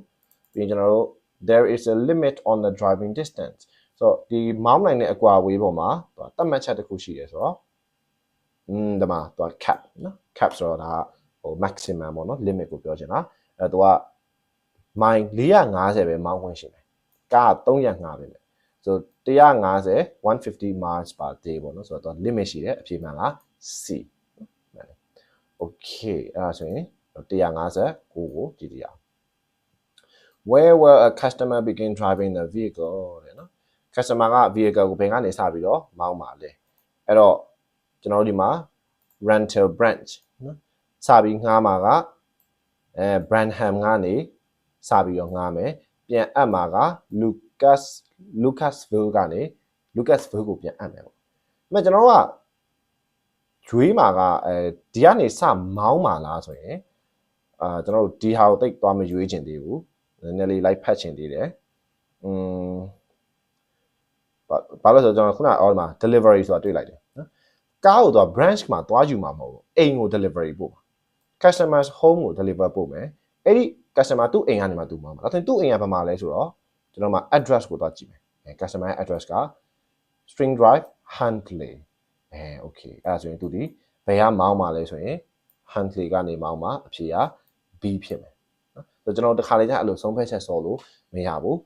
ထိုးဝေးကအဲ့လိုမျိုးလေးတွေနည်းလှည့်တတ်တယ်နော် trick လေးတွေရှိတယ် okay 160ဆို160ကကြတော့ what amount အဖြေကဈေးနှုန်းနေပေးထားဆိုကျွန်တော်တို့ဒီအောက်က charges အပိုင်းမှာရှိမယ်ပေါ့နော်ဆိုတော့ all three car rental ကတဲ့ဒီဒီဇင်ဘာ10ရက်နေ့ကျရင်ဘယ်လောက်ပတ်စံပြန်ရရှိမှာလဲပေါ့နော်ပတ်စံဘယ်လောက်ပြန်ရမှာလဲဆိုတော့ကျွန်တော်တို့သွားပြီးဖတ်လိုက်တော့ charges နော်ကောက်ခံတာကငှားကားက168 delivery ကားက30စုစုပေါင်းက198.9နှစ်အဲ့ဒီမှာပေးထားတာက59က deposit paid upon reservation ဒါက reserve လုပ်တဲ့အချိန်မှာပေးရတဲ့ deposit ပြီးတော့ balance due upon vehicle return အဲ့ဒါဒီ balance due ဆိုတာပြန်အပ်ရမယ့်အချိန်မှာပေးရမယ်ပတ်စံပေါ့နော်အဲ့ဒါဆိုတော့စုစုပေါင်းအစကကြတော့ तू ကဒီလောက်ကြမှာ total ဒီလောက်ကုန်ကြမယ်ဒါပေမဲ့ deposit ကဒီလောက်ပေးချေထားတယ်အဲ့တော့ပြန်အပ်တဲ့နေ့မှာထပ်ပြီးတော့ငွေအပြီးချေရမှာဒီ139.1ဆိုတော့အဖြေက B ကိုရွေးပေးရမယ်နော်ဆိုတော့အဲ့လိုနည်းနည်းလေးဒီမှာအပေါင်းလုံးမြောက်စားရမလို့ပါဘူး तू က ဒီပတ်စံဈေးနှုန်းတစ်ခုချင်းစီကဘာကို represent လုပ်လဲဘယ် amount ကို represent လုပ်လဲဆိုတာကိုပြောနိုင်ရင်ရတယ်နော်အဲ့ဒါဆိုရင်ကျွန်တော်တို့နောက်ထပ်တစ်ခုကိုသွားဖြည့်ကြည့်အောင် okay ဒီမှာဆိုရင်နည်းနည်းများလာပြီနော်နည်းလေးချဲ့လိုက်မယ် so မေကွန်း161ကနေ163ပါပေးထားလဲဆိုရင် press release ဒီကျွန်တော်သတင်းစာဒီထုတ်ဝေမှုပေါ့နော်အဲ့တော့ဘာအတွက်လဲဆိုရင် for immediate release ချက်ချင်းထုတ်မယ် contact ဆက်သွယ်ပါတဲ့ဒါလူနာမည်ပေးထားတယ်ပြီးရသူ့ရဲ့လိပ်စာပေးထားတယ်ပြီးတော့ Vancouver မြို့နာမည်နော်ဒီသတင်းစာတွေစောင်းပါးတွေဆိုရင်ကျွန်တော်ထုတ်ရအများတန်းရှေ့တုံးမှာမြို့နာမည်နဲ့စတယ်ဘယ်နေရာမှာထုတ်ဝေရလဲပြီးရင် date ထုတ်ဝေတဲ့ date ရှိတယ် okay ဘာနဲ့ပတ်သက်ပြီးပြောလဲဆိုတော့ Vigar is proud to announce the purchase of 8 Noonan and 250 airplanes ဟောသူကဒီလေယာဉ်8စီးဝယ်လိုက်တယ်ဆိုတာကိုproudly ကြော်ညာတယ်ပေါ့နော်ဟုတ်လားဂုဏ်ယူကြစွာကြော်ညာကြေညာတယ်ပေါ့နော်ကြေညာတယ်The planes delivery in approximately 2 years, they will bring the company's fleet size up to 150, largest among the Canadian carriers. ဒါဆိုရင်သူကလေယာဉ်တွေကနောက်ထပ်2နှစ်အတွင်းမှာ delivery ပို့မယ်။ပြီးရင်သူ့ရဲ့ fleet size ကစုစုပေါင်းဘာဖြစ်သွားလဲ150နဲ့လေယာဉ်156စီးဖြစ်သွားပြီ။ဒါဆိုရင် maybe ဒီ VIGA Vigar ဒီ maybe company တစ်ခုဖြစ်မယ်ပေါ့နော် company တခုဖြစ်မယ်ဘာ company လဲဒီလေချောင်းလိုင်းလေနဲ့ပတ်သက်တဲ့ company okay အဲ့လောက်ဆိုရင်ရပါပြီနော်အကြံဖြေနားလည်သွားပြီပေါ့ဆိုတော့ကျွန်တော်ခုနကလည်းအဲ့မှာမေးခွန်းမေးထားတယ် what most likely is Vigar နော်ဆိုတော့ Vigar ကဘာအဖြစ်နိုင်ဆုံးလဲတဲ့ဆိုတော့ကျွန်တော်တို့ဖတ်ကြည့်လိုက်တော့ a commercial airline လေကြောင်းလိုင်းဖြစ်နိုင်တယ်လေယာဉ်ထုတ်လုပ်တဲ့သူဖြစ်နိုင်တယ်ထုတ်လုပ်တဲ့သူကမဟုတ်ဘူးဒါဆိုသူကဝယ်ထားတယ်နော်အတစ်ဝယ်ထားတယ်ပြီးတော့ airport management company လဲလေဆိပ်ကို manage လုပ်တဲ့ company လဲမဟုတ်သေးဘူးသူကလေယာဉ်တွေပိုင်ထားတာကို pilot တွေ train မဲ့ facility လဲမဟုတ်ပြန်ဘူးနော်သူကပြီးတော့ဒီမှာပြောထားတယ် that largest among Canadian carriers ဆိုဒီလေကြောင်းလိုင်းကိုလည်းပြောချင်တာနော်ဆိုတော့ yeah အဖြေကတော့အဲ့ဒါပဲရှိမယ်ပြီးတော့ဟိုအောက်ဆုံးမှာကျွန်တော်ဒီ Vigar ကိုသွားကြည့်တော့intends to use the planes to add new international service routes between its hub in Vancouver and airports in the United States. So Vancouver ကလေဆိပ်နဲ့ဒီ United States ကလေဆိပ်တွေကိုသူကပြေးဆွဲဖို့အတွက် international service လမ်းကြောင်းတွေသူကဖန်တီးဖို့ရည်ရွယ်တယ်ဆိုတော့ Vigar ဒီ commercial airline 162 What is indicated about the airplanes လေယာဉ်နဲ့ပတ်သက်ပြီးတော့ဘာဖော်ပြထားလဲဆိုတော့လေယာဉ်အကြောင်းကကျွန်တော်တို့ကသူဝယ်လိုက်တဲ့လေယာဉ်ပေါ့နော်ဝယ်လိုက်တဲ့လေယာဉ်က N250 Noonan အဲ့ဒါကဘယ်မှာပါလဲဒီမှာပါတယ်နော် The Noonan N250 ကတဲ့ features ပါဝင်တယ်ဒီ TF8 turbofan engine ပါတယ် which provides excellent fuel efficiency and emits little carbon dioxide နော်ဆိုတော့ fuel efficiency ကောင်းတယ် carbon dioxide နည်းနည်းပဲထုတ်တယ်တဲ့ပြီးတော့ဒီ TF8 engine က TF8 ဆိုတာ engine ကိုပြောတာlower noise footprint than other engines နော် peaceful in-cabin experience okay တော့အတန်ကလည်းမဆူဘူးပေါ့နော် noise လည်းနည်းတယ်ပြီးတော့သူကတစည်းကို passenger 130 carry လုပ်နိုင်တယ် okay ကျွန်တော်တို့ဒါလေယာဉ်အကြောင်းပြောထားတဲ့စာလိုက်သွားကြည့်လိုက်တော့ okay see they are relatively quiet in flight နော်ဆိုပြန်တန်းတဲ့အချိန်မှာတိတ်ဆိတ်တယ်ပေါ့နော်တော်တော်လေးတိတ်ဆိတ်တယ် okay 163 163မေးခွန်းကကြတော့ကျွန်တော်တို့ဒီ sentence တစ်ကြောင်ပေးထားတယ်ပေါ့နော်ဆိုတော့ဒီ sentence ကိုတဲ့1 2 3 4ဘယ်နေရာမှာထည့်ရင်သူကအတင့်တော်ဆုံးလဲအဓိပ္ပာယ်အရှိဆုံးလဲလို့ပေးထားတာဆိုတော့ကျွန်တော်အရင်ဆုံးဒီ sentence ကိုဖတ်ဖို့လိုတယ်ပေါ့နော်ဆိုတော့ sentence က the specific destinations to be involved have not been determined yet နော်ဆိုတော့ destination ဆိုတာဒီခရီးစဉ်ပန်းတိုင်တွေပေါ့နော်ပန်းတိုင်တွေကတဲ့ပါဝင်မဲ့ဒီခရီးစဉ် destination တွေကတော့ determine မဆုံးဖြတ်ရသေးဘူးတဲ့ဆိုတော့ဖြစ်နိုင်တာက 4လို့တော့ကျွန်တော်ကြံမြင်ထင်နေပြီဘာလို့လဲဆိုရင်3ကကျွန်တော်ခုနလေရင်အကြောင်းရှိမှပြောလာတယ်เนาะဆို destination နဲ့ဘာမှတော့မဆိုင်ဘူးပြီးရင်1ကလည်းသူလေရင်ဝယ်ထားတဲ့အကြောင်းပြောထားတာเนาะအဲ့ဒီမှာလည်း destination တွေကမဆုံးဖြတ်ရသေးဘူးဆိုတော့မဖြစ်နိုင်ဘူး2ကလည်းဒီ vegan နဲ့ Nunan နဲ့ vegan ကခုန airline เนาะ Nunan ကကြတော့ခုနလေရင်ထုတ်လုပ်တဲ့ company အဲ့ဒီနှစ်ခုရဲ့ relation ကိုပြောထားဆိုတော့မဖြစ်နိုင်ဘူးဆိုတော့ကျွန်တော်လေရင်ပြေးဆွဲမဲ့အကြောင်းပြောထားတာကနောက်ဆုံးပိုင်းမှာနော်သူကလည်း destination ဘယ်ကိုအတိအကျသွားမလဲဆိုတာတော့မဆုံးဖြတ်ရသေးဘူးအရှိမပြောခဲ့တာက airports in the United States US ကလေဆိပ်တွေလို့ပဲပြောထားတာနော်ဘယ်ကိုအသေးစိတ်သွားမယ်ဆိုတာမဆုံးဖြတ်ရသေးဘူးเนาะအဲ့ဒါ okay အဲ့ဒါဆိုရင်ရှူသေးပါရှူနေရတယ် okay ဆိုတော့နောက်တစ်ပိုက်သွားကြည့်အောင်ကျွန်တော်164 refer to the following article စောင်းပါလေဆိုတော့အဲ့လိုစောင်းပါတွေကဒါចောင်းသားအများစုဟိုကြောက်ကြတဲ့စာပိုက်ပေါ့နော်သူကခက်လဲခက်တယ်နည်းနည်းလေးမေးခွန်းဖြေရတယ်များဒီမှာဆိုရင်164 165 166 169မေးခွန်းက၄ပုတ်ဖြစ်သွားပြီဆိုတော့ចောင်းသားအများစုကြောက်တယ်ကျွန်တော်လည်းကြောက်တယ်ရှင်းပြတာနည်းနည်းလေးခက်လို့ပေါ့နော်ဆိုအဲ့တော့ကျွန်တော်တို့မေးခွန်းနံပါတ်164မဖြေခင်မေးသွားတယ်စာပိုက်ရင်ဖတ်မယ်ဟုတ်လားဆိုစောင်းပါဆိုရင်ကျွန်တော်တို့ဘာလုပ်မလဲခေါင်းစဉ်ဖတ်မယ်ခေါင်းစဉ်က the power of solar canopies okay အဲ့တော့ solar canopies က solar ကတော့သိရယ်နေစွမ်းရင်သုံးပေါ့နော် canopies maybe ဘာမှမသိဘူးဖြစ်တတ်တယ် part 7မှာကျွန်တော်တို့ vocab တစ်ခုကိုမသိဘူးဆိုရင်အဲ့ဒီတစ်ခုဒီကိုမေကွန်းအားလုံးကိုဖြေနိုင်ဖို့အတွက်မရှိမဖြစ်အဲ့ဒီ vocab ကိုသိဖို့လိုပါလားဒါမှမဟုတ်အဲ့ဒီ vocab မသိပဲလဲဖြေလို့ရလားဆိုတော့အဲ့ဒါလေးစဉ်းစားဖို့လိုတယ် most of the time ကျွန်တော်တို့ vocab အားလုံးရဲ့အဓိပ္ပာယ်သိစရာမလိုဘူးပေါ့နော် so let's give it a try ဟုတ်လားဒီရင်ဖတ်ကြည့်မယ်နော်ဆိုတော့ဒီက solar နဲ့ပတ်သက်တဲ့နေအောင်ယူစွမ်းရင်သုံးတဲ့ canopies တွေရဲ့ power စွမ်းအားပေါ့ရေးထားတာက Leslie Rogers ကနေရေးတယ်တဲ့အဲ့တော့စာပိုက်ကနည်းနည်း article ဆိုတော့ကျွန်တော်ပို့ပြီးတော့ detail လေးဖတ်ရမယ်နော် so solar canopies are array of solar panels that rise high enough above the ground to allow people and vehicles to pass beneath them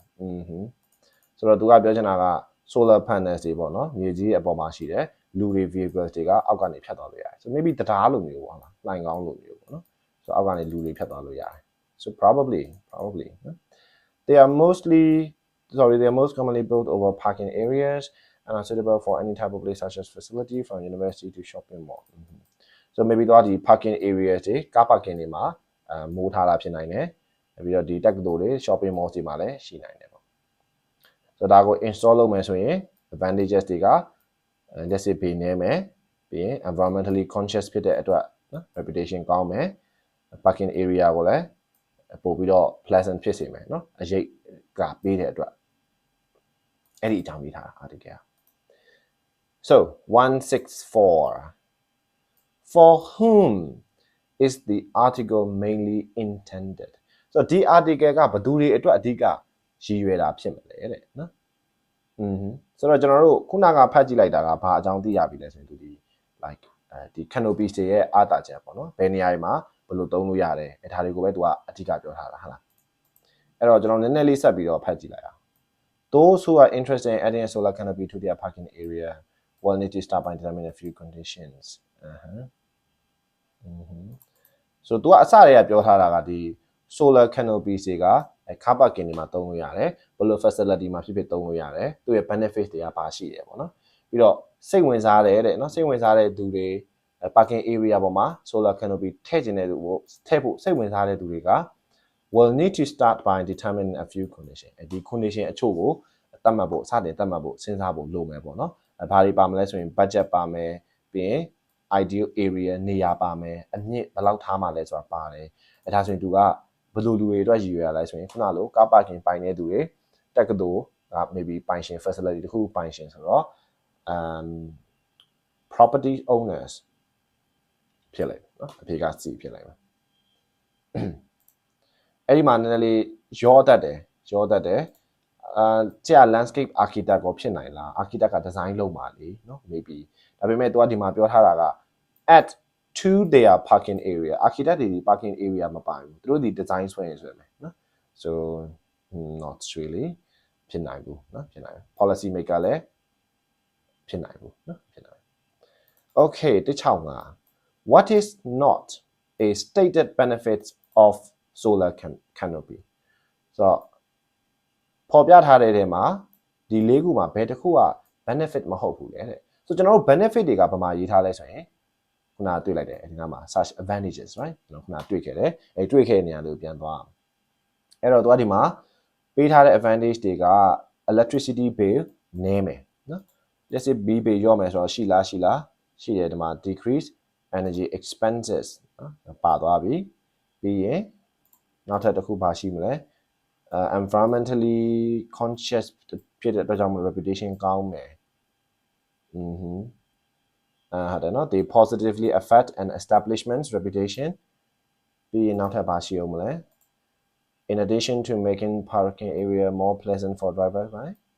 shade and shelter from rain and snow နော် so ဒီမိုးရေတွေဒီနှင်းတွေကနေပြီးတော့အကာရံပေးတယ်အဲ့တော့ okay they offer protection from weather conditions အဲ့ဆိုရင်မပါတဲ့အဖြေကကျွန်တော်တို့ပါရှိမလဲ B ကိုရွေးပေးရမယ်နော်165 okay 166 according to the article what can a consultant discuss ဘာကိုဆွေးနွေးနိုင်လဲတဲ့ consultant တယောက်ကso consultant တယောက်ဆိုတော့ကျွန်တော်လိုက်ရှာကြည့်မယ်နော် consultant ဒီနားမှာ consultant တွေ့ပြီ so ကျွန်တော်အကုန်လုံးမဖတ်ဘူးလာအရင်ဆုံးရှာတယ်အဲ့ဒါရှာတယ်ဆို scanning လုပ်တာပဲနော်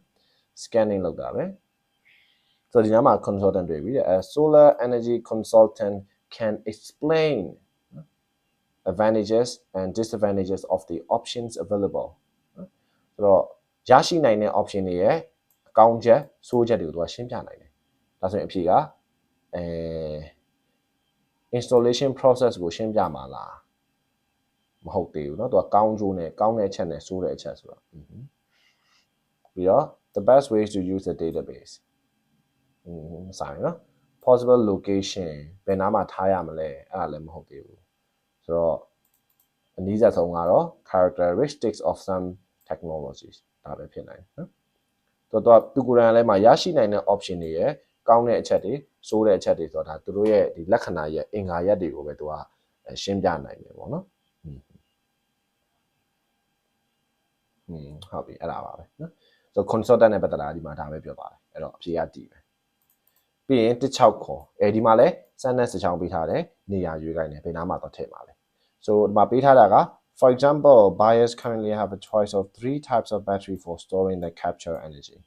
So solar ဆိုနေရောင်ခြည်စွမ်းအင်ကိုတူလောင်ပါ။ဆိုတော့အဲ့ဒီ capture energy ကိုတူလောင်ဖို့အတွက် battery 3မျိုးရှိပါတယ်တဲ့လောလောဆယ်ဝယ်ယူတဲ့သူတွေမှာနော်ဥပမာအဖြစ်။အဲဆိုရင်ကျွန်တော်ဒီ battery တူလောင်တာနဲ့ပတ်သက်ပြီးတော့ဘယ်နားမှာပြောထားလဲဆိုတော့1ကတော့ဖြစ်နိုင်နော်။ဘာလို့သူကပြောလာတာကဘယ်မှာထားလို့ရတယ်ဘယ်မှာတက်ဆင်လို့ရတယ်ဒါကြီးပြောလာနော်ဆို1မှာဒီ battery ကြောင်းလည်းမပါဘူးဝယ်ယူသူတွေဆိုတာလည်းfor example လည်းစားထားတာပေါ့နော်ပြီးတော့ဒီမှာ parking area တက်မဲ့လူတွေကဆုံးဖြတ်ဖို့လိုတယ်တဲ့ဥပမာ battery က3မျိုးရှိတယ်နေရောင်ခြည်ကို store လုပ်ဖို့ကျွန်တော်ဒီမှာ energy နဲ့ပတ်သက်ပြီးတော့လည်းပြောရသေးနော်နည်းနည်း maybe 2ကတော့ဖြစ်နိုင်တော့တယ်Next decision must be made about the particular solar technology that will be used. Okay. ကျွန်တော် number 3 ထည့်မယ်။ဘာကြောင့်လဲဆိုတော့ number 3မှာဆိုတော့ decision တွေပြုလုပ်ရမယ်။ဘယ်လို solar technology ကိုအသုံးပြုမှာလဲဆိုတာကို decision ပြုလုပ်ရမယ်တဲ့။ဥပမာအားဖြင့်လောလောဆယ်ဝယ်ယူမဲ့သူတွေက3မျိုးရွေးခွင့်ရှိတယ် choice ရှိတယ်နော်။အဲ့တော့ number 3မှာကျွန်တော်ထည့်လို့ရတယ်ဟုတ်လား။အဲ့ဒီမှာမှတော့သူက solar energy consultant ကကောင်းတဲ့အချက်တွေဆိုးတဲ့အချက်တွေကို option တွေကိုရှင်းပြပေးနိုင်ပါတယ်ဒါဆိုရင်ဒီ sentence ဒီ number 3မှာထည့်လိုက်ရင်သူ့ရဲ့အရှိက sentence နဲ့ရောအနောက်က consultant နဲ့ဆွေးနွေးတာရောနဲ့ကိုက်ညီတယ်နော်အဲ့တော့အဖြေကကျွန်တော်ခုနပါ number 3ဆိုတော့ C ကိုရွေးပေးရမယ်နော် okay နောက်ထပ်တစ်ခုဒီမှာကျတော့ကျွန်တော်တို့ email နော် email တစ်စောင်ပေးထားတယ်ဒီကောင်တော့ကြည့်လိုက်မယ် so email ကထုံးတိုင်းကျွန်တော်တို့ဘယ်သူကိုပို့တဲ့ email လဲဘာကြောင့်ပို့တဲ့ email လဲနော်ဟုတ်ပြီအကုန်မြင်ရပါလားဆိုရင်အဲ့တော့ to တဲ့ all staff ဝန်ထမ်းအားလုံးကိုပို့တယ်ဘယ်ကနေလဲဆိုရင် Sherry Gohan ကနေပို့တယ်Sherry Gohan ကလည်းဒီမှာအောက်မှာသူကဘာလုပ်လဲဆိုရင် director ညွှန်ကြားရေးမှူးเนาะဘယ်ကနေလဲဆိုရင် Avanton branch เนาะဆိုတော့အဲ့ဒီ branch ဆိုရုံးခွဲ Dunstat เนาะဆို Dunstat ဆိုတဲ့မြို့ကနေရာက Avanton ရုံးခွဲရဲ့ညွှန်ကြားရေးမှူး director Sharon Gohan ကနေဝန်ထမ်းတွေအားလုံးကို hello everyone ဆိုပြီးပို့တယ်ဘာနဲ့ပတ်သက်ပြီးလဲဆိုရင် subject က CEO visit တို့ CEO လာမယ်ပေါ့เนาะokay ပို့တဲ့နေ့က Monday April 21 attachment document တစ်ခုပါတယ်ဒါဆိုရင်သူကဒီမှာစာပိုင်ရဲ့ email အစာလေးဖတ်ကြည့်မယ်ပေါ့နော် I'm sorry to announce that this week branch visit from has been shortened to just one day Wednesday နော် okay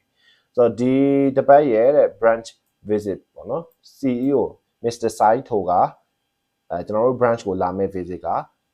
တရက်ပဲဖြစ်သွားမယ်တဲ့နော်ဗုဒ္ဓတရက်ပဲဖြစ်သွားမယ်တဲ့ shorten ဆိုတော့အရင်ကတော့တရက်ထပ်ပို့ပြီးလာမယ်ပေါ့နော် It seems an urgent matter has come up that will require him to stay at headquarters tomorrow เนาะဆိုတော့ထင်ရတာတော့လို့ရုပ်တရက်အရေးကြီးတဲ့ကိစ္စတစ်ခုပေါ်လာတယ်ပေါ့နော်မနေ့ပြန်သူကရုံးချုံမှာနေရမယ်အရေးကြီးကိစ္စတစ်ခုပေါ်လာတဲ့ပုံပဲတဲ့နော်အဲ့တော့မနေ့ပြန်ဗုဒ္ဓနေ့တရက်ပဲလာလိမ့်မယ်ပေါ့ဟုတ်လားအဲ့တော့ obviously this mean I have had to make some adjustment to the itinerary for the visit ဆိုတော့သူအဓိကဒီ email တွေတို့ CEO ကအစက maybe ဘယ်နှစ်ရက်နေမလဲမသိဘူးဒါပေမဲ့အခုကတော့တရက်ပဲနေမယ်ဆိုပြီးလာလည်မဲ့လာ visit လုပ်မဲ့အကြောင်းပေါ့နော်ဆိုတော့အဲ့ဒီ plan နဲ့ပတ်သက်ပြီးတော့ပြောတော့မယ်ဟုတ်လားအဲ့ဒီအကြောင်းဖတ်ရမယ်ကဲဒါဆိုရင်ဒီလောက်တင်ရပါပြီနော် skimming ကဆိုတော့168 what is suggested about the CEO visit နော်ဘာဖြစ်သွားလဲတဲ့အဲ့တော့ A it will be the first at this branch ဒီ branch မှာတဲ့ပထမဆုံး visit ဖြစ်မယ်ထဲ့မပြောထားအောင်เนาะသူက It was supposed to begin tomorrow တကယ်တမ်းကမနက်ဖြန်စရမှာတဲ့မနက်ဖြန်စရမယ့်အကြောင်းပြောထားတာ There is an urgent reason for it လာလည်ရတဲ့အကြောင်းရင်းရှိတယ်ဟုတ်ဘူးအဲ့ဒါရောတတ်တယ်เนาะသူကဒီမှာလဲ urgent matter ဆို urgent matter ကသူမနက်ဖြန်ရုံးချုပ်မှာနေရမယ့်အကြောင်းအရာပေါ်လာလို့เนาะဒီ urgent reason ကြောင့်မို့လို့သူတို့ branch ကိုလာလဲတာမဟုတ်ဘူး urgent reason ရှိလို့မနက်ဖြန်ရုံးချုပ်မှာနေရတော့မယ်။ okay ဒါဆိုရင် तू ကအစကမနက်ဖြန်နေရလာမှာ။ဒါပေမဲ့အခုကမနက်ဖြန်မလာပြတော့ဘူးရုံးချုပ်မှာနေရတော့မယ်။ဗုဒ္ဓဦးနေ့မှာလာမယ်။ဒီနေ့က Monday okay ဒါဆိုရင်အစကသူဒီ Tuesday Wednesday လာမဲ့သဘောပေါ့နော်။ဆိုတော့အဖြေက it was supposed to begin tomorrow တကယ်တမ်းကမနက်ဖြန်စရမှာ။အဲ့လိုမျိုးအဖြေကဒီမှာကျွန်တော်တို့ကြည့်လိုက်လို့ရတယ်။ဓာတ်ရိုက်မပေးဘူးเนาะကျွန်တော်တို့အဲ့တော့မေးခွန်းကိုဖြည့်ခြင်းစောနဲ့ဖတ်ရင်အဖြေရမှာမဟုတ်ဘူးစာပိုက်ကိုနားလဲမှာပဲကျွန်တော်ဖြည့်လို့ရမှာဟုတ်လား Okay 169 What does Miss Cohen ask employees to do on Wednesday เนาะဆိုဗုဒ္ဓဦးနေ့မှာဘာလုပ်ခိုင်းလဲတဲ့ဝန်ထမ်းတွေကိုအထုံးစံတိုင်းကျွန်တော်လိုက်ရှာလိုက်တော့ please make an effort to attend ဒီလိုတက်ရောက်ပါတဲ့ even if it means rescheduling an after work commitment so after work commitment ဆိုတာဒီကျွန်တော်အလုပ်ပြီးတဲ့အချိန်မှာကိုယ်သွားမယ်လို့စီစဉ်ထားတဲ့အရာတွေကို reschedule အချိန်စရာပြန်ပြောင်းရမယ်ဆိုရင်တော့မှပဲပြောင်းပြစ်လိုက်ပေါ့နော်ဆိုတော့အဲ့လိုပြောထားတယ်အဲ့တော့ဒါခိုင်းတယ်ပေါ့နော်အဲ့ဒါရှိလားဆိုတော့ attend a preparatory stay past their usual finishing time okay so ဒီမှာတော့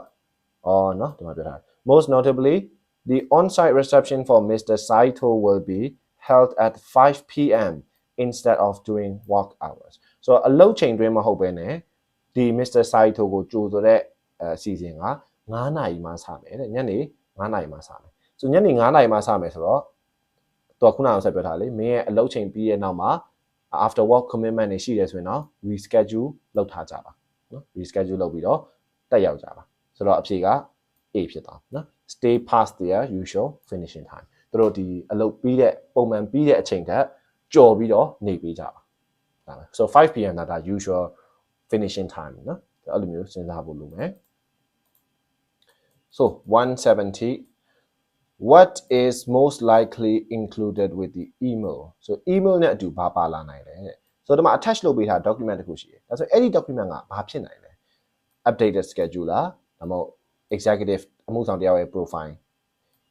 ဒါမှမဟုတ် edited slideshow ပြင်ထားတဲ့ slideshow လားဒါမှမဟုတ်ရွေးချယ်စရာအစားအသောက် option တွေရဲ့စက်ရင်းလားပေါ့နော်အဲ့တော့ဘာတွေပါနိုင်လဲဆိုတော့ပတ်ကြည့်အောင်တော့ဒီမှာ itinerary မှာတဲ့သူ adjustment လုပ်ထားတယ် see the highlighted sections of the attachment เนาะဆိုတော့ဒီ attachment ရဲ့သူ highlight လုပ်ထားတဲ့ section လေးတွေကိုလိုက်ကြည့်လိုက်ပါတဲ့ဆိုတော့ itinerary ဆိုတော့ schedule ကိုပြောတာပဲเนาะဆိုတော့ဘယ်ချိန်မှာဘာဖြစ်မယ်ဘယ်နေ့မှာဘာလုပ်မယ်အဲ့ဒါပဲဆိုတော့အဲ့တော့အဖြေက A ဖြစ်မယ်သူကိုယ်တိုင်က adjustment လုပ်ထားတယ်လို့ပြောတယ် itinerary adjustment လုပ်လိုက်တယ်ဆိုတော့ဒါက updated ပဲ itinerary ဒီ schedule နဲ့အတူတူပဲဆိုတော့အဖြေက A ဖြစ်မယ်တစ်ခွန်တစ် what kind of business most likely is Dunstat so Dunstat ဒီဘယ်လိုလုပ်ငန်းအမျိုးအစားဖြစ်နိုင်လဲဟာအဲ့ဆိုရင် Dunstat ကဘာကြီးလဲကျွန်တော်ခုနတွေ့ခဲ့တယ်ဒီအောက်မှာနော် so Sherry Cohen အလုပ်လုပ်တဲ့ company နော် Dunstat ကကြတော့ဆိုတော့ကျွန်တော်တို့ခုနကဖတ်ထားတဲ့လောက်မှာမတွေ့သေးဘူးเนาะ Dunstat ကဘယ်လို company လဲဆိုတာဆိုတော့နည်းနည်းလေးနောက်ပါထပ်ပြီးဖတ်ကြည့်တော့ one on the market for staffing services and hospital industry has been altogether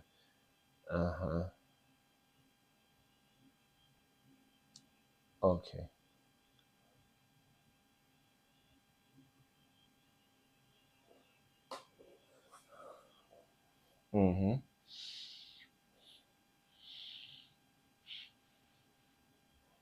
ဆိုတော့ကျွန်တော်အဖြေကဒီနားမှာရှိနိုင်တယ်เนาะဆိုတော့သူက additionally several of our planned presentation เนาะငါတို့စီစဉ်ထားတဲ့ presentation တွေတော်တော်များများကိုလည်း condense ဆိုတော့ခြုံပြလိုက်ဖို့လိုလိမ့်မယ်ပေါ့เนาะခြုံပြလိုက်ရလိမ့်မယ် and နဲ့ပြီးတော့တဲ့ the one on the market for staffing services in hospitality industry has been cancelled altogether ဆိုတော့ the one ကကြတော့ဒီမှာဘာလဲဆိုတော့ခုနက presentation ကိုပြောချင်တာเนาะ so presentation the presentation on the market for staffing services in hospitality industry hospitality ဆိုတော့ကျွန်တော်တို့ tourism and hospitality ဟို like အဲဂျိုတို့ဘာလို့အဲ့လိုလုပ်ငန်းပေါ့เนาะ service ပေးတဲ့လုပ်ငန်းဆိုတော့အဲ့ဒီလုပ်ငန်းတွေမှာတဲ့ market for staffing services staffing ရဲ့အဓိပ္ပာယ်က staffing လုပ်တယ်ဆိုတော့ဝန်ထမ်းဖြည့်တာဆိုတော့အဲ့လို industry မှာဝန်ထမ်းဖြည့်တဲ့ဝန်ဆောင်မှုပေါ့နော်ဝန်ဆောင်မှု market ဈေးကွက်အကြောင်းကိုလည်းသူတို့ဖြုတ်လိုက်ရတယ်ဒါဆိုရင် maybe သူတို့ဒီlike ဝန်ထမ်းဖြည့်ပေးတဲ့သူဆိုတော့ job placement firm ဖြစ်လိမ့်မယ်နော် job placement firm ဖြစ်လိမ့်မယ်ဆိုကျန်တဲ့နေရာမှာတော့အဲ့ဒါမရှိဘူးเนาะကျန်တာတော့မရှိဘူးဆိုတော့အဲ့ဒီအဖြေပဲဖြစ်နိုင်เนาะ hotel change the medical clinic insurance agency အဲ့ဒါနဲ့ပတ်သက်ပြီးတော့ဘာမှမပြောသားဘူးသူကဒီမှာ staffing services in hospitality industry လို့ပဲပြောသားတယ်အဲ့ဒါကြောင့်မလို့ job placement fund okay ဒါဆိုရင်နောက်ထပ်မေဝန်182ကနေ185နော်သူကကြတော့ဘာပေးထားလဲဆိုရင် online chat discussion ခုနကလိုပဲအပြန်အလှန်စကားပြောတယ် chat ပေးထားတယ်okay ဒီလောက်ပါသူကအဲ့ဒီမှာသူကနောက်ပိုင်းရောက်တော့စားပိုများလာပြီပို့တဲ့လူကလည်း2ယောက်တည်းမဟုတ်တော့ဘူးနော်ဆိုမေကွန်းကတော့ထုံတတိုင်း၄ခုရှိတယ်အဲ့အရင်ဆုံးနားလည်အောင်ဖတ်ရအောင်လူကဘယ်နေရာ Malik Hassan ရှိမယ် Amanda ရှိမယ် Brian ရှိမယ်အဲ့ဒီ3ယောက်နော်အဲ့ Malik ကစပို့တယ် Good morning everyone I know we're meeting later to plan out the March issue I want to share some good news with you now has agreed to film a 10 questions for a star video for the magazine website နော်ဟုတ်ပြီတော့သူကခဏနေကြငါတို့ meeting လုပ်မှာ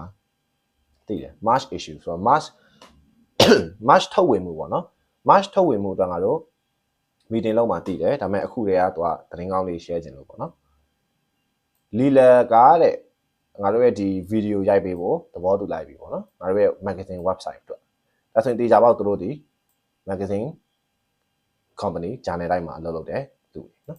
တော့သတင်းကောင်း share ပေးတာပေါ့နော်ဟောတယ်ကောင်းလိုက်တာတဲ့တခြားသူမပေးခဲ့တဲ့တခြား interview တွေနဲ့ရှင်ရင်တေချာပေါက်နော်she have fun answers to the question နော်မိကုန်းတွေသူမတကယ်ကောင်းကောင်းဖြေနိုင်ပါပဲတဲ့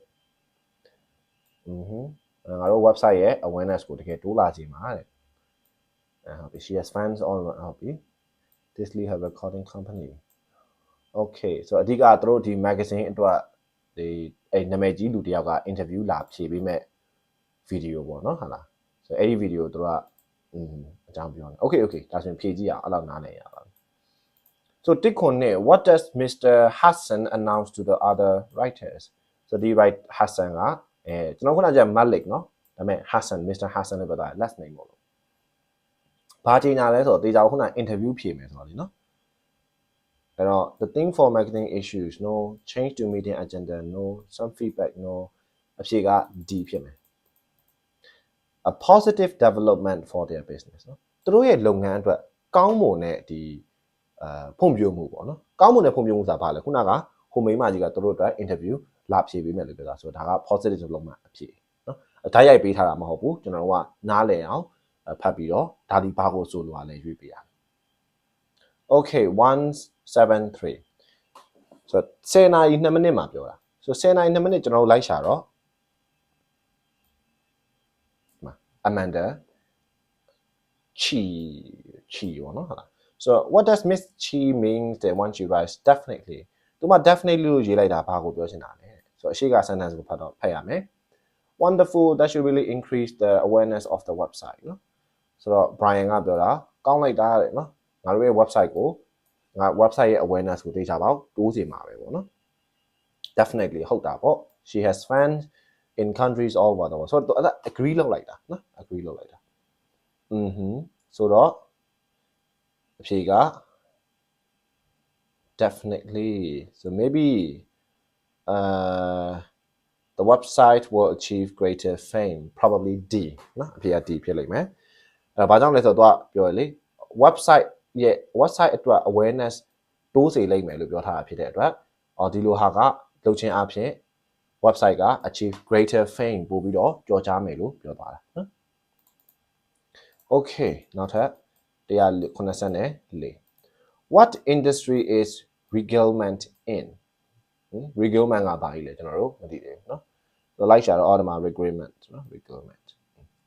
a regalment အကြောင်းပြောပြီ so I hope this leads her recording company to consider collaborating on features for the magazine too regalment has so many great performers on its roster you know the band hype so maybe that's when regalment ဒီhas so many great performers ဆိုတော့သူတို့မှာကောင်းမွန်တဲ့ဖျော်ဖြေသူတွေအများကြီးရှိတယ်တဲ့ပြီးတော့သူက her recording company ဆိုတော့သူမရဲ့အတန်သွင်းတဲ့ company ဆိုတော့ maybe regalment ဒီအတန်သွင်းတဲ့ company ဖြစ်နိုင်တယ်ဒါဆိုရင်သူအလုပ်လုပ်တဲ့နေရာဒီသူ့ရဲ့ company အမျိုးအစားဒီ industry ဒီ music production ဖြစ်နိုင်တယ် okay ဒါဆိုရင်နောက်ဆုံးတစ်ပုဒ်ဖြည့်ကြည့်အောင်နောက်ဆုံးတစ်ပုဒ် okay 175 what were Mr. Cook most likely do in the afternoon so သူကနေ့လယ်ခင်းမှာတဲ့ဘာလုံနိုင်ခြေရှိဆုံးလဲပေါ့နော်ဘာကိုလုံနိုင်လောက်လဲ so တစ်ခွန်က Mr. Cook ကအားမှာ Brian Cook နော် so Cook ပြောတဲ့စကားတွေကျွန်တော်လိုက်ရှာလိုက်မယ်ဆိုတော့ကျွန်တော်မှာ Cook ရှိမယ်ဒီမှာ Cook ရှိမယ်နော် so maybe ဒီမှာကသူက performance အများကြီးရှိတယ်ဒါပဲပြောထားတာနော် so maybe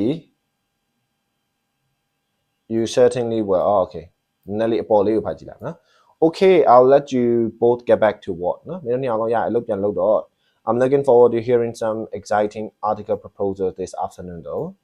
you certainly will okay နော်ဆိုတော့သူတို့အစပြောထားတယ်လေမင်းတို့နေ့လည်ကျရင် meeting ရှိရလို့ပြောထားတယ်ဆိုတော့ Malik ကဒီမှာပြောထားတာကကဲမင်းတို့အလုပ်ပြန်လုပ်လို့ရပြီနေ့လည်ကျရင်တော့ article proposal စိတ်ဝင်စားကြလေးငါကြားချင်တယ်နော်တဲ့ Brian Cook ကyou certainly will ခင်ဗျာတေချာပေါက်ကြားရမယ်နော် I just received a very interesting one from Sonia တော်တော်စိတ်ဝင်စားဖို့ကောင်းတဲ့ maybe သတင်းတစ်ခု article ဆောင်းပါးတစ်ခုရထားတယ်ပေါ့နော် ပြီးတော့အဲ့ဒီ sorry အဲ့ဒီဆိုညာကဘာတူလဲဒီ freelance journalist we work with a couple of times last year မနစ်ကနည်းနည်းလေးအလုပ်တူတူလုပ်ဖူးတဲ့ဒီ freelance journalist စီကနေစိတ်ဝင်စားဖို့လွန်ကောင်းတဲ့ဒီအဆောင်ပါတွေရထားတယ်ပေါ့နော်အဲ့တော့သူဒီနေ့လဲကြရင်ဘာလုပ်နိုင်လောက်မလဲဆိုတော့oversee share an idea suggested by a journalist share okay so အဖြေက C ဖြစ်မယ်နော် sorry C ဖြစ်မယ် share an idea suggested by a freelance journalist ဒါပဲအဲ့တော့ဒီမှာ Hassan ကပြောတာနေ့လဲကြရင် proposal လေးငါမင်းတို့စီကကြားခြင်းတယ်ကောင်းကောင်းလေးတွေအဲ့တော့ Brian Cook ကတေချာပေါက်ကြားရမှာနော်ဆိုညာစီကနေအလွန်စိတ်ဝင်စားဖို့ကောင်းတဲ့စောင်းမ idea ရထားတယ်အဲ့တော့သူနေ့လေကြရင်ဘာလုပ်မလဲဒီ idea ကိုသူကပြန်ပြီးတော့ share လုပ်ပေးမှာနော် okay အဲ့ဒါဆိုရင်ကျွန်တော်နောက်ထပ်175T ပြီးသွားပြီအဲ့ဆိုရင်နောက်တစ်ပိုင်းကကြတော့ကျွန်တော်တို့176 to 180ဒီကောင်ကြတော့ပေးထားတာစာပိုက်ကနှစ်ပိုက်ဖြစ်သွားပြီ information and email ဆိုတော့ဒါကိုကြတော့ကျွန်တော်က multiple passage အပိုင်းလို့ခေါ်တယ် part 7ရဲ့ဒုတိယအပိုင်းပေါ့နော်ဟုတ်လားဆိုတော့ကျွန်တော်တို့ဒီ video လေးတော့ဒီမှာပဲလောလောဆယ်wrap up လုပ်လိုက်မယ်single passage အပိုင်းပေါ့နော်ကျွန်တော်185အထိဖြည့်လိုက်တယ်ဆိုတော့ now video ထဲမှာတော့ကျွန်တော်တို့ဒီ double passage တွေဆိုရင်ရောဥပမာစာပိုက်ကဒီလိုနှစ်ပိုက်ဖြစ်သွားပြီဆိုရင်ရောဖြည့်ရတဲ့ပုံစံကဘာတွေကွာသွားမလဲပိုခက်သွားမလားဖြည့်ကြည့်လိုက်ရအောင်ဟုတ်လား so see you in the next video thanks for your attention and your time okay bye bye